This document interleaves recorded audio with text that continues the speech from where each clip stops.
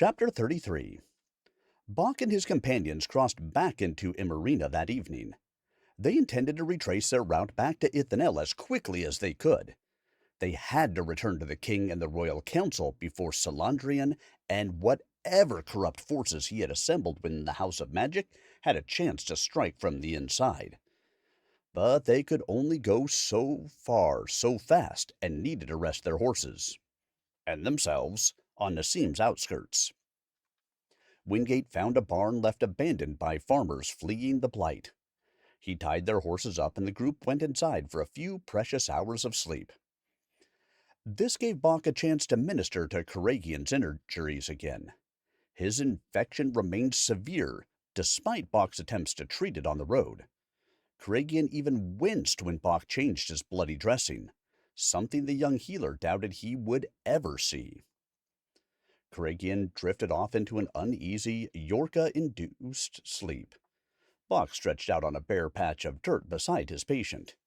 Using his rolled-up shirt as a pillow, his eyes quickly became too heavy to keep them open. He woke to find the others already stirring, even Karagian, although the sun had not yet risen. Umra lugged in a bucket of water from a nearby stream and filled everyone's cup as Isabella gathered them together. "This is where we must divide our group." "Divide our forces?" Aventil looked up from his drink. "But why?" "We must get word back to my father. That is our mission and my priority. But I cannot abandon Tovano. If there is any hope of rescuing him, I must try." Bach nodded. He wanted to get back to Ithenel, stop the blight, and protect his family. But Isabella is right. We can't leave Tovano. What if he has fallen into the clutches of the Scions? I couldn't face Mother and Father having abandoned a friend. She looked to the two royal guardians. "Wingate, I need you to ride on to Ithenel. Karagian, we are going to get you to a healer in Nassim." Karagian flexed his wounded shoulder, testing his arm. "Your Majesty, the king put me in charge of your safety, and I intend to see that job through." Isabella held up her hand as if she anticipated his answer. "Commander, you are the embodiment of loyalty above all. But I am here, and my father placed me in charge of this field mission. That means my orders countermand his instructions back in Ithenel, correct?" "Aye, Your Majesty," he grumbled softly. "That they do." "Very well, then. You may ride with Wingate into the city, where you will go to the first reputable healer you may find. May the Exalted One ride with you." The group stepped outside the barn just as the first rays of daylight cracked the sky. The two guardians saluted their crown princess and rode away toward the city. Their horses' hooves kicked up dusty clouds as they raced toward Ithenel. When they were out of earshot of the guardians, Kotarian cornered Isabella, his hands waving above his head. "We should go with Wingate. Returning to Ithenel immediately is our only goal. You have said so yourself." Isabella didn't raise her voice to match his animated ire. "Of course, the kingdom's safety matters most. But I believe we can accomplish both goals here. If you were held captive, would you expect us to attempt to free you?" Kotarian looked to the sky. "Well, the house's shining light wouldn't have been captured by those back-of-the-class nitwits. But if I was, I would expect you to follow your father's orders." "Not now, Kotarian. Why must you always assert your opinions at such unwelcome moments?" But Bach didn't know what to say that wouldn't make the situation worse. Besides, Isabella was more than capable of expressing her own authority. She spoke slowly and softly, but her small hands clenched into fists at her side. "Careful, Kotarian. Do not forget who is in command here." "Exactly. Your father. He sent you to carry out his wishes, just as the house sent me to represent our order.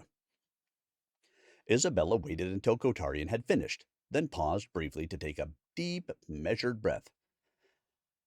My father appointed me to carry out his wishes under my leadership. The goal is the same, but the means to achieve it are mine. That means the king trusts my judgment, and my decision is— Kotarian interrupted the princess. If the king was here, he would agree that your affection for Tovano clouds your judgment. If you weren't so— That's enough! Aventil grabbed the startled sorcerer's collar. Shut your smirking mouth. Let him go, Aventil. Isabella tried to wrench his hand away from Kotarian's throat to no avail, but the sorcerer squirmed away. The jealous boyfriend act. How predictable. Kotarian laughed in Aventil's face. The princess and I are two trained sorcerers engaged in conversation. This is far above your intellectual level, rich boy. Stand aside until the princess gives you something to keep you busy while we do the important work. I suppose she learned that tactic from your parents. Wham! Aventil delivered his response with a hard right to Kotarian's jaw. Mouth agape, Bach watched the sorcerer slump to the ground, momentarily dazed. Blood and saliva dribbled from his mouth.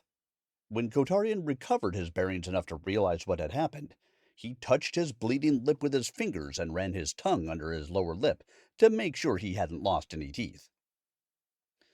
Bach stepped in front of Aventil, who shoved him away, but the merchant's son didn't advance toward Kotarian.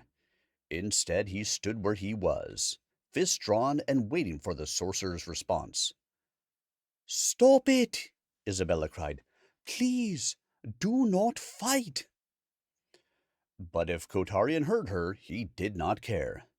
Oh, you are going to regret that, rich boy. He flipped the blood from his fingertips to the ground and wiped his hand on his trousers. I'd almost forgotten how much I hated being struck. Almost. Kotarian slowly sat up. The lack of inflection in his voice terrified Bach. Kotarian sounded like someone resigned to performing a horrible but necessary task, the way Bach's mother spoke before slaughtering a chicken. Kotarian stood and dusted off his clothes. He whispered an enchantment, and a halo of blue-green energy engulfed his body. His hands were no longer visible, encircled by his mystic power. Even his eyes turned blue-green, transformed by the mighty forces that gathered around him. Kotarian, I'm sorry for hitting you. Truly, I should not have done that. Aventil backed away. Hit me back if you must, but please, this has gone too far. But Kotarian listened to nothing except the rage racing through his mind. He stopped his advance and raised a glowing hand. He meant to kill Aventil. Bach was sure of it, and if bloodlust consumed the battle-trained sorcerer, even Isabella could do little to stop him. All Bach could do was to appeal to Kotarian's higher instincts. He hoped they listened. Wait, please! Bach placed his own body between the sorcerer and his intended target. This mistake would overshadow all your hard work and sacrifice. You could never undo it. Step aside, Bach, Kotarian warned. You meddle in things that are not your affair. But they are. These matters, this mission, concern all of us. Every single person in Imarina. And we need you, Kotarian. That isn't an appeal to your vanity. It is the truth. Kotarian wouldn't look at Bach or drop his still-charged hand, but he listened. Perhaps, but I once swore that I would never again be a victim. Bach met Kotarian's eyes. Aventil is not the rightful target of your vengeance. No, he never should have hit you, and you never should have spoken to him the way you did, or the way you have to me, or to Umra, or so many others who have done nothing to threaten you." Kotarian cocked his head to the side, awaiting Bok's next words. The young healer set his jaw. "Yes, you have made yourself powerful, Kotarian, but don't forget what it feels like to be powerless." Kotarian looked away, then lowered his hand. The blue-green aura around him quickly dissipated. "I suppose you truly cannot complete this mission without me." Kotarian then turned to Aventil. "Rich boy, consider yourself lucky to have a friend as loyal as Bok. I wish to be alone now, but when it is time, I shall be ready." He walked away, down a path toward the nearby creek. The rest of the group exhaled the tension they had been holding in. "Bok, that was amazing and brave." Isabella rushed to his side. "Your compassion has served us well this day." He smiled at her kind words, despite his racing pulse. "Everyone has put themselves in harm's way on this trip. I suppose it was my turn." Isabella took his left hand into both of hers and held it for a moment.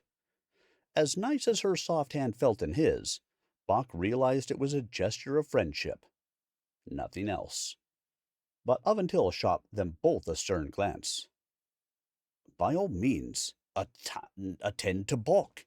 No need to concern yourself with my well-being, Isabella. I'm fine, especially for a man who was nearly reduced to a pile of fine particles by a lunatic." Isabella spun, her feet planted wide. "Whose fault would that have been? You hit him, Aventil." "By the Exalted One! You act like he was justified in trying to murder me." "Of course not, foolish boy." She practically spat the word boy. "Kotarian did everything he could to goad you, and you were oh so willing to bite at the bait. He challenged your precious manhood, and nothing else mattered." Bok's fingers tingled. "Please, both of you, don't do this." Aventil rolled his eyes. "Let's be honest, Isabella. You don't want a partner.